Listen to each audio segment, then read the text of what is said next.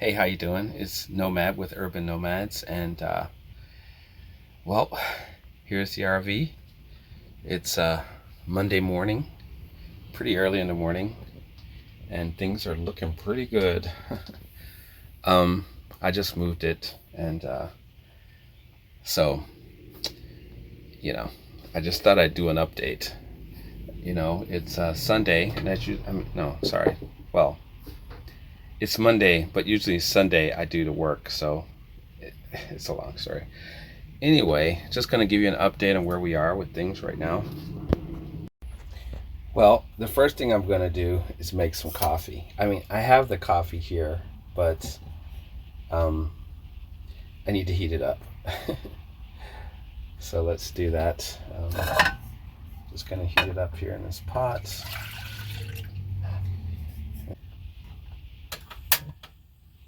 Yep, that's pretty much it. I'm actually going to work out today right after this. Got some tea as well. But yeah, what's been going on? Let's see.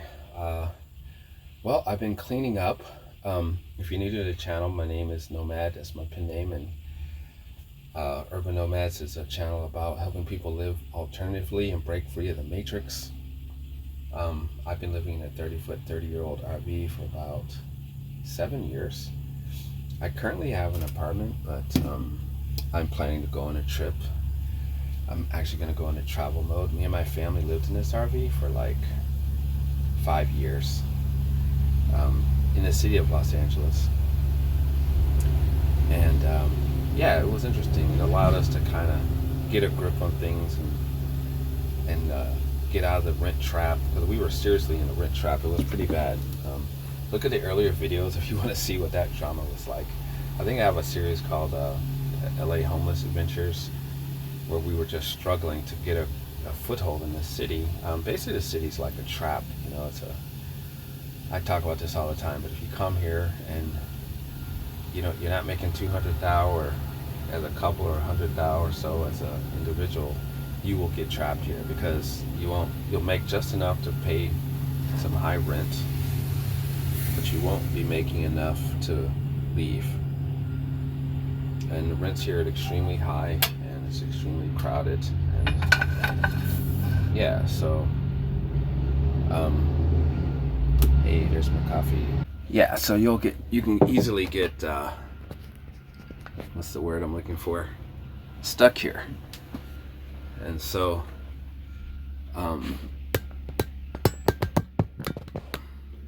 yeah, hey, coffee. But yeah, I'm gonna let it cool down. But yeah, you can easily get stuck here.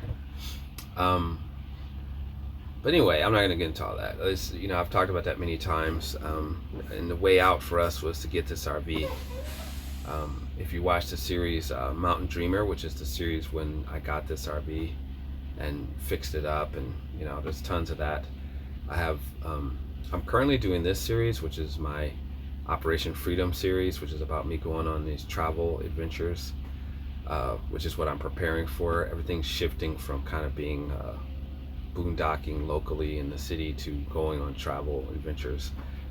Basically, I'm shifting to travel mode. All my kids are grown. My son and wife are gonna stay in the apartment, and they don't like the RV life, never have. I'm the only one woke to it. Some of my kids are, maybe one or two of them are kind of about it, but I'm the only one that's like, yeah. And I'll never forget the day that this was all born. That story is, if you go to the first video, the second video I made called My Story, I explain all that. But basically, if you want to see the adventures of Mountain Dreamer, which is the whole history of how I got to this place in this RV, look for the throwback videos, or just look for the earlier videos, or just go to the playlist. But from now on, it's going to be the sub-series. It's all, as long as I'm in this RV, it's called Mountain Dreamer, but it has sub-series. I know I'm making it complicated, but you have no idea how many videos I have. So this sub-series is called Operation Freedom. because I'm gonna, when I go start this trip, I feel like I'm gonna be free finally, in many different ways. Which maybe one day I'll explain that, but I can't really right now.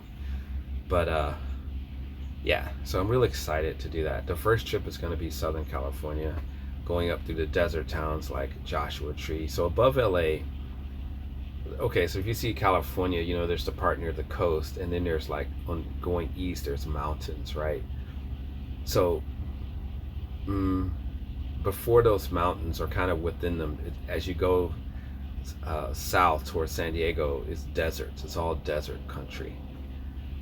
You may have heard of Palm Springs or the Salton Sea, or Joshua Tree. Those are the main kind of areas there. Um, yeah, it's hot. There's the Mojave Desert, which is hot, and there's nothing really there. But it's really interesting. There's a lot of old towns, and what do you call them?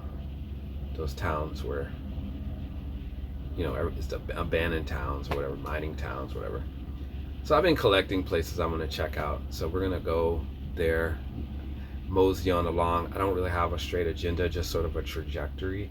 And I'm just going to, from each place, just sort of go with what I feel is the next place. I'll stay wherever for as long as I feel like I need to. And then I'll when I'm ready to go, I'll go to the next place. And I'm just going to keep doing that.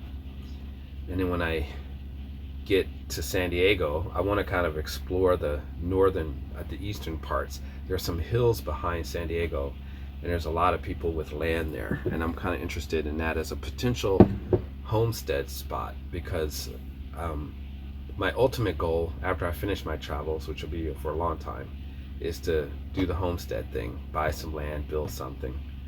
So I just want to check that area out. Then I'm hit San Diego, which, you know, when we first came to LA from Seattle, which is where we were before this whole drama began about 10 years ago.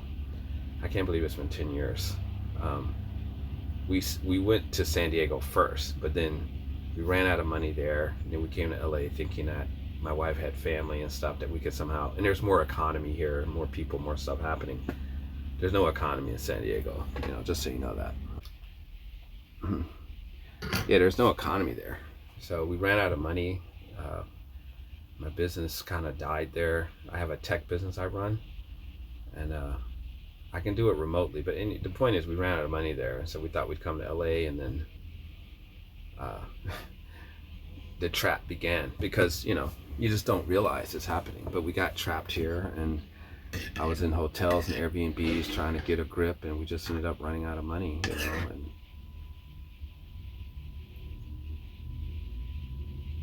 And hold on, something happened. That was strange. I don't know what's going on. I just felt the RV shake. I think you saw it, but I don't. Just like, did someone hit me? You know, sometimes people are parking, they will bump the RV, but did someone push on the sides? Like, that was weird. It may have been an earthquake. That has happened before, where there's an earthquake and RV shakes as if it's someone's pushing it, and it turns out to be an earthquake. So, but I don't see a record of an earthquake happening. Kind of weird. I don't know. I was just talking about the drama of coming here. Like, don't come here unprepared. Like, I didn't really have a choice because we were stuck in Seattle. I had left my apartment and I couldn't get another lease because the real estate market was taken off, and it was just ridiculous. Like they wanted $10,000 to move into a house in West Seattle, perfect credit, perfect job, like perfect. And they had like, I'd go to showings and there would be like 5 other families there. I mean, landlords were ruling in that time, so yeah, it was weird. What else?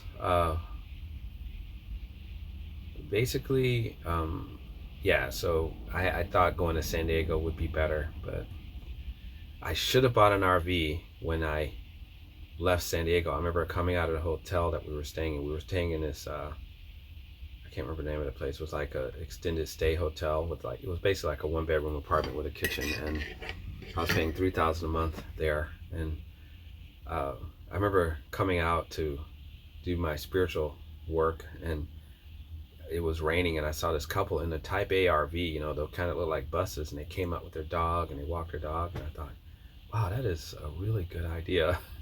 Because I was feeling the pressure to pay that rent, man, especially with my business, because sometimes I get paid, sometimes I don't. I don't know how we made it through that time. One cool thing though, they had these reward points. So we were there for like a month or 2 months, I think all summer, like, and by time, maybe it was 3 months, by time we left, I had enough points to get free hotel stays the whole way coming to California. So that helped a lot immensely. I didn't even think about that, but anyway, what else am I trying to tell you? So all that's to say, which I've said many times, you know, we just got in this survival mode, and then one day we just ended up homeless for a day, and that's when Urban Nomads was born. And if you want to hear about that story, it's the second video in this whole channel, right? Just go to that. I'm not going to repeat it here, but that's when my eyes were open of the world beyond the matrix. The matrix is what I call this whole economic system we're in. I do think the movie The Matrix is a metaphor for this system, this oppressive system we're in. But anyway, I don't know how I got on that tangent. The point is that it's been 10 years since we got here. I can't believe it somehow. Everyone ended up getting affordable apartments. My mother-in-law. By the way, when we came here, we thought when we left San Diego, the idea was that, oh, there's family there, we can work together. You know, you think if you're around family, things would be better, right?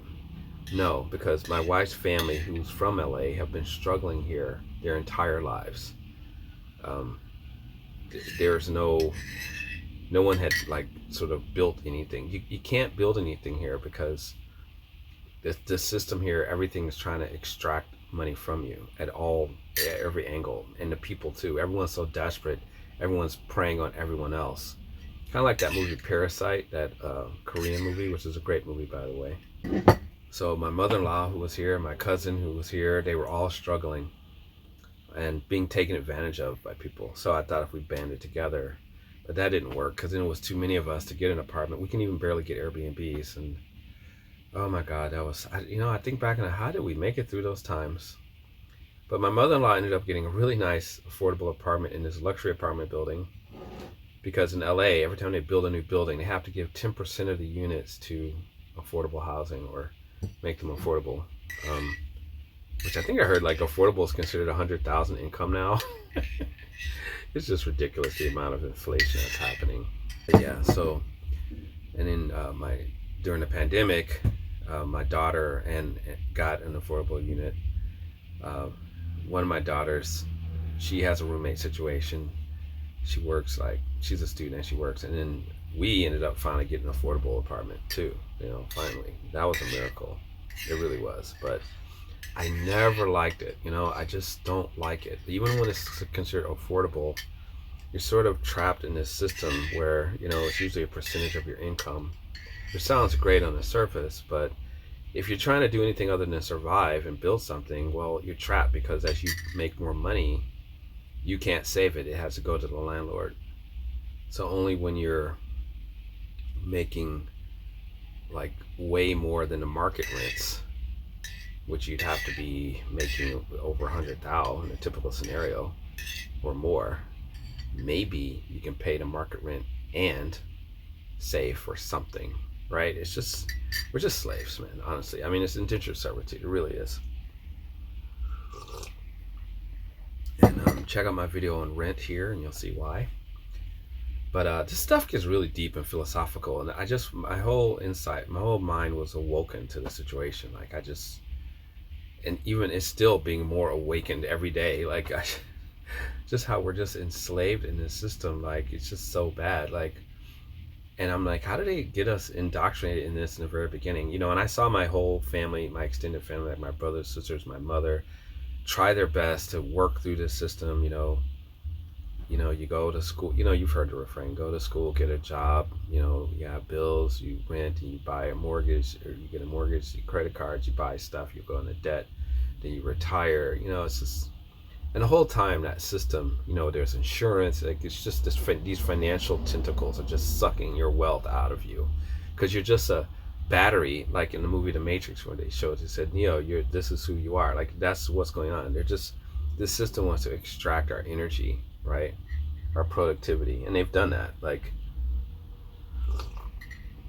because if you look at the last 40 years, all the productivity gains, like 90%, have gone to the upper 1%. And they're the puppet masters of this matrix, right? So, and all you got to do is look at the numbers, follow the money, and there it is, right there in plain sight. But anyway, so my channel, Urban Nomads is more than a channel; it's a movement. Like, I mean, it's a whole thing. We're gonna have an app. We have a website, urbannomads.life, I think, is the current domain. Anyway, it's in the description. I've had to go through several domains, but yeah, we're gonna have an app I'm working on, because I'm a tech guy. That's what I do. It's gonna be the ultimate app for nomadic living. But yeah, it's been quite a journey of enlightenment, really. Like, so that's why I'm really excited to go on this trip. I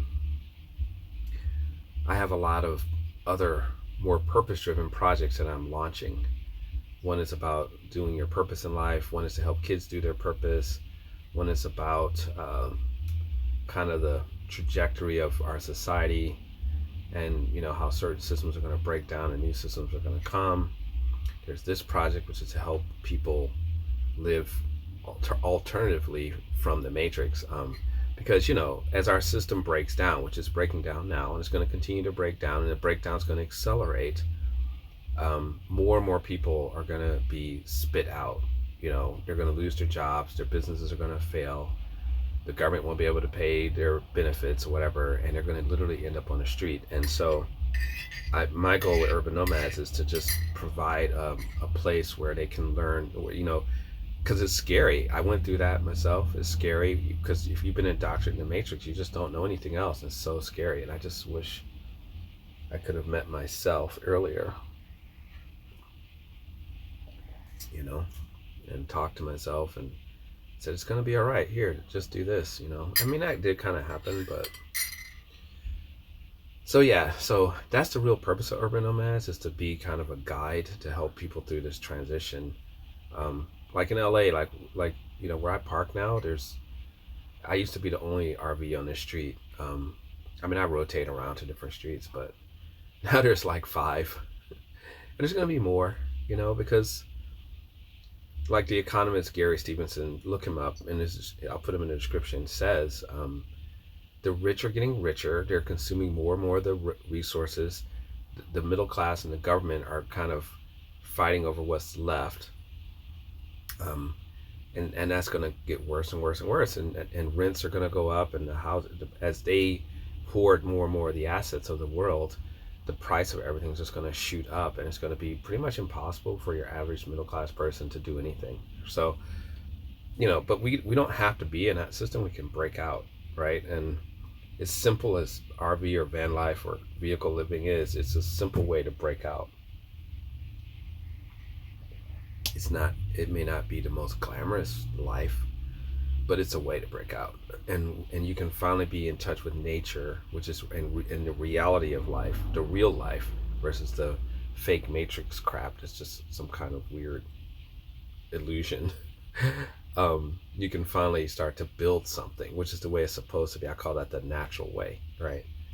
The natural way is you get some land, which for us right now, the closest we can do that to that might just be, living in your vehicle in the common areas of the street, right? Because they couldn't take everything away. They try, but the street is sort of a middle area that, we can hack to our advantage. So, yeah, so it's, yeah, that's the purpose of of Urban Nomads, which I'm doing as a business. It's not just this YouTube channel. It's just one part of it. There's a lot more to it. It's not all roses and butterflies, and there's definitely a cost to living this way. A lot of YouTubers glamorize it, like, and because they just want YouTube views, and so they just sell the sunshine and rainbows, and they don't talk about the problems. I mean, you pay a price, but it's a different kind of price, because it's like if I get some land and I don't have nothing on it, I gotta build it up. Like, I'm gonna pay a price, right? Like, I have to do work to get it all going. But you own it, you control it, it's yours, and then you can keep building and building. There are inefficiencies, of course, like you know, going to the bathroom, or having to cook, or um, just being able to hang out, work, take a shower, all those, get some ice, water, all those things you kind of take for granted in an apartment, right? But one of the ways the Matrix gets us is through convenience. You want to make it so you don't need to have your own land and stuff. Come over here, I'll make it easy for you. I'll give you everything you need.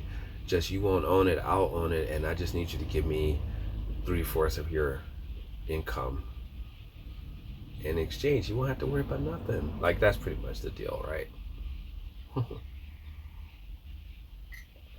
And in LA, most of the landlords, they live in Beverly Hills, and they live in mansions there, and they control all kinds of apartment buildings. And it's like, the city is not designed for healthy communities.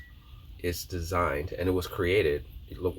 Learn about Mulholland and the ranchos that were here before. But real estate developers came, and they were like, oh, we could make, during the Hollywood times when it was booming, we'll do these developments and get mega rich. And it's just real. It's not like people think of LA and Southern California being about Hollywood or something. It's always been about real estate development and extracting wealth, for real estate developers. Like, that's what it's designed for. It's a giant wealth extraction machine for real estate developers. Like, and then Mulholland was one of the first.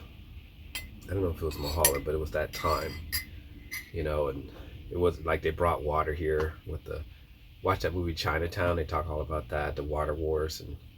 But was it like, oh, we want to, of course those people they weren't thinking that way back then. Like, they always thought in terms of exploitation, either of nature or people or both.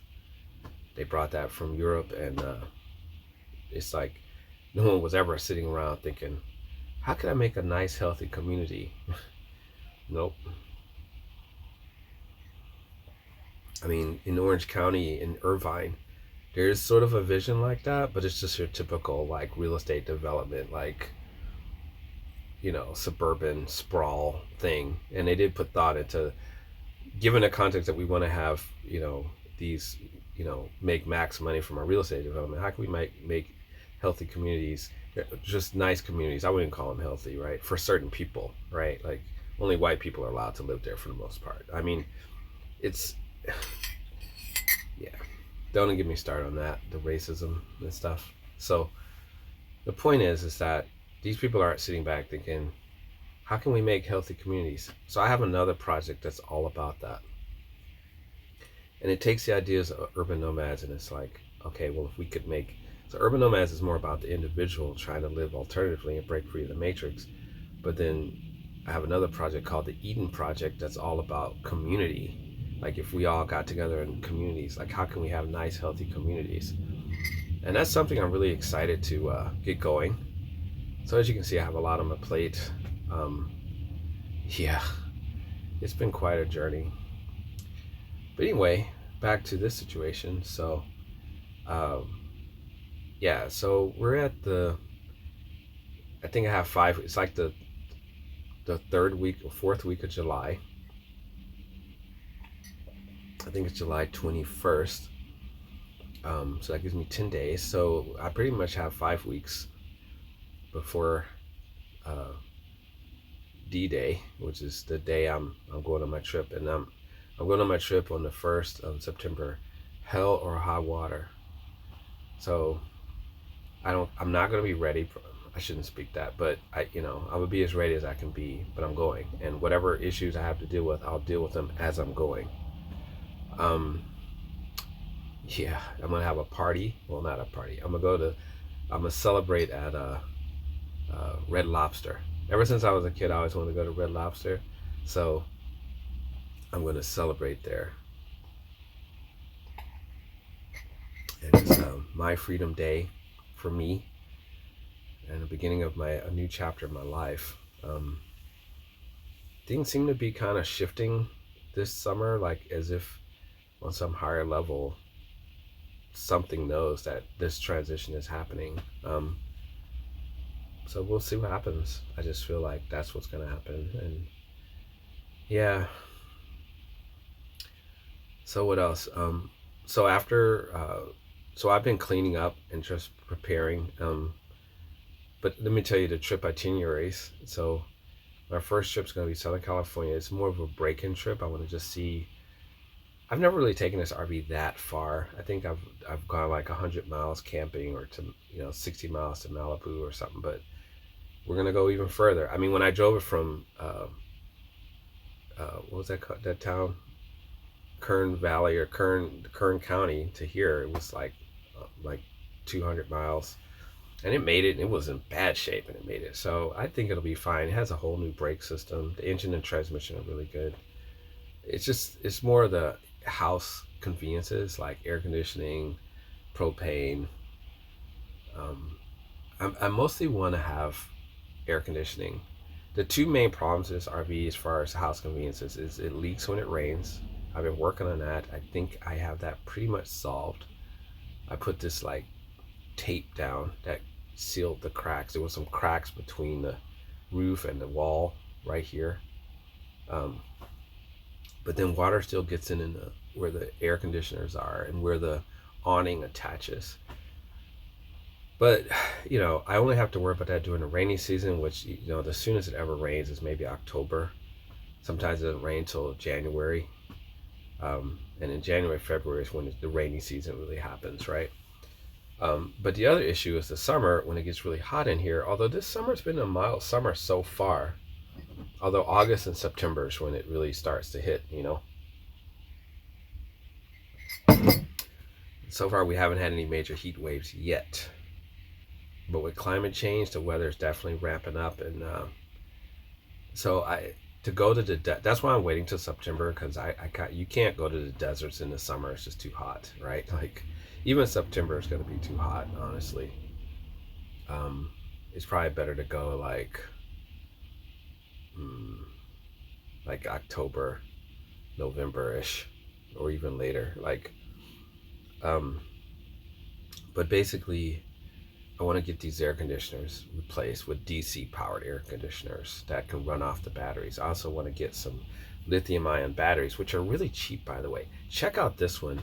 My friend Eddie just bought it for his RV, and the prices have really fallen. Like, I had no idea the prices were so cheap now.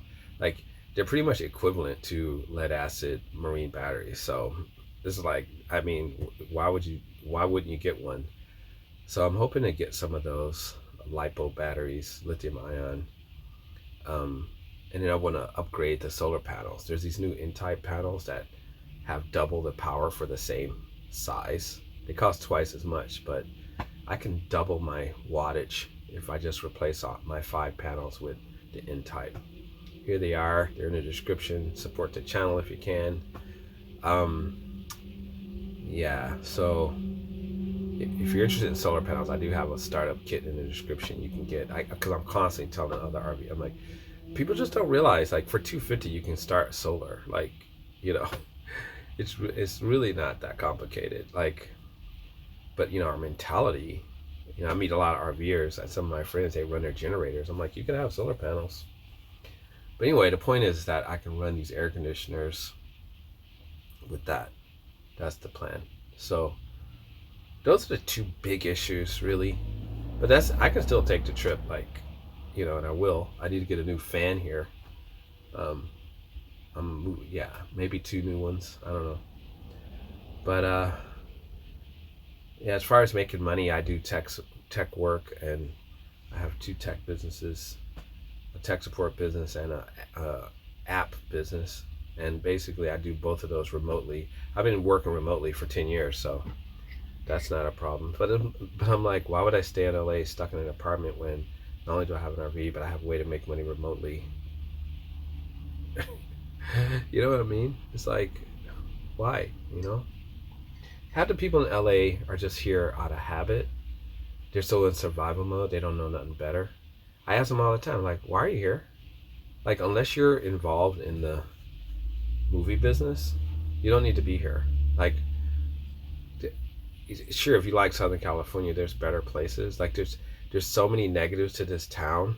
There's just no reason to be here. Like, there's so many better places, which we're gonna talk about as I go explore them. I'm just curious, also, like, what's out there, you know.